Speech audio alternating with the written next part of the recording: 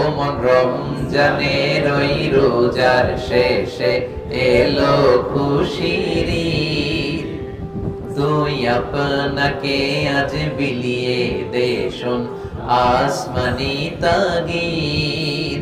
তোর সোনা দানা বালা খানা সব রহে লিল্লাহ।